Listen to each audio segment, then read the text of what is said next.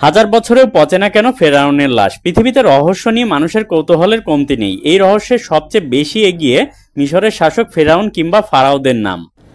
ইসলাম ধর্মে ফেরাউনের নাম শোনেনি এমন মানুষ পাওয়া খুবই দুষ্কর। আর এই ফেরাউনের রহস্যের সবচেয়ে বেশি আলোচিত কেন পচে না তার লাশ। প্রাচীন মিশরীয় সম্রাটদের বলা হতো ফেরাউন বা ফারাও। বলা হয়ে থাকে ফেরাউন নির্দিষ্ট কারো নাম নয়, বরং এটি একটি উপাধি। ধারণা করা হয় প্রায় 3300 বছর আগে প্রাচীন মিশরে এক ফেরাউনের রাজত্ব ছিল, যার নাম দ্বিতীয় রামাসিস। আর এই রামাসিসকেই মূলত সবাই ফেরাউন হিসাবেই চিনে থাকে।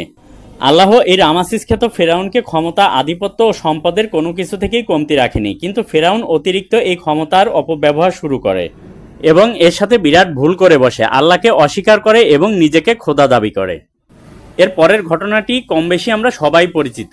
হযরত মুসা আলাইহিস সালাম ভুলবশত একজনকে হত্যা করলে তিনি একসময় মিশর থেকে পালিয়ে যান এবং নবুয়ত প্রাপ্তির পর আবার মিশরে ফিরে আসেন এবং ফেরাউনকে হেদায়েতের কথা বললে ফেরাউন তাকে এবং তার সাথীদের হত্যা করার চেষ্টা করে।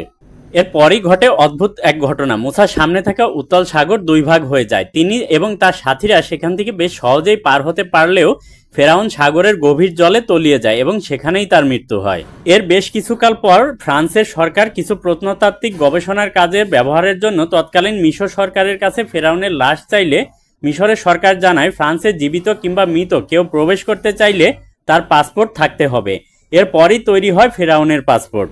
ফেরাউনের এই গবেষণার কাজে এক গবেষক নিয়োজিত ছিলেন, যার নাম প্রফেসর মরিস বুকাইলি। তিনি দেখতে পান ফেরাউনের গায়ে লেগেছিল অনেক পরিমাণ লবণ। সে লবণের কারণেই তিনি ধারণা করলেন তার লাশ না পচার কারণ হিসেবে, কেননা সাগরে ডুবে মৃত্যু না হলে এত লবণ আসার কোনো উপায় ছিল না। এছাড়াও তিনি ফেরাউনের শরীরে চোটের চিহ্নও দেখতে পান, যা কেবল সাগরের ঢেউই হয়ে থাকে।